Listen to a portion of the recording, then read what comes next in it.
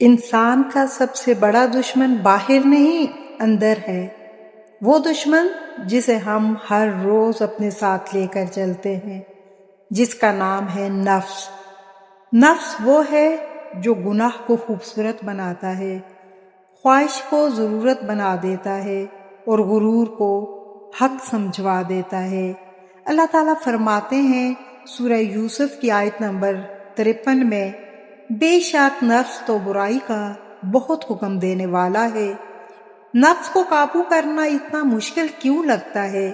کیونکہ ہم نفس کو کھانا دیتے ہیں اور روح کو بھوک میں رکھتے ہیں۔ ہم جسم کی ہر خواہش پوری کرتے ہیں لیکن دل کی ایک فریاد بھی نہیں سنتے۔ نفس کہتا ہے ابھی مزے کر لو، بعد میں توبہ کر لینا، اور روح کہتی ہے ابھی رک جا، شاید کل کا موقع نہ ملے۔ نفس کو قابو کرنے کا سب سے آسان اصول یہ ہے کہ ہر خواہش پوری نہ کرو۔ بس یہی ایک جملہ اگر زندگی میں آ جائے تو انسان بدل جاتا ہے۔ ہر حلال چیز بھی ہر وقت نہیں اور ہر خواہش بھی ضروری نہیں۔ نفس کو روکنے کی ابتدا چھوٹی قربانی سے ہوتی ہے۔ غصہ آئے تو خاموشی، خواہش جاگے تو نگاہ نیچی، تعریف ملے تو عاجزی، طاقت ہو تو معافی۔ حکیم لقمان کی نصیحت جو دل دہلا دیتی ہے۔ اللہ تعالیٰ نے قرآن کریم میں حکیم لقمان کا ذکر اس لیے نہیں کیا کہ وہ نبی تھے، بلکہ اس لیے کہ وہ حکمت والے تھے۔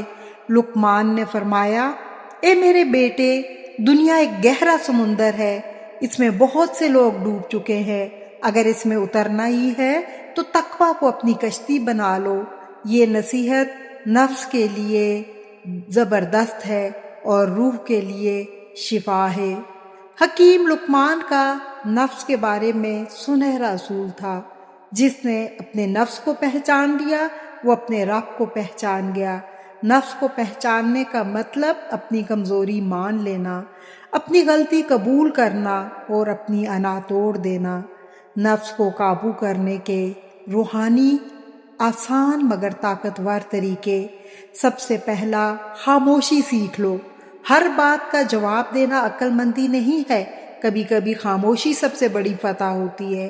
دوسرا، تنہائی میں بھی اللہ کو یاد رکھو۔ لوگوں کے سامنے نیک بننا آسان ہے، اصل امتحان تنہائی کا ہوتا ہے۔ تیسرا، روز تھوڑا سا قرآن ضرور پڑھا کرو، زیادہ نہیں، بس اتنا کہ دل زندہ رہے۔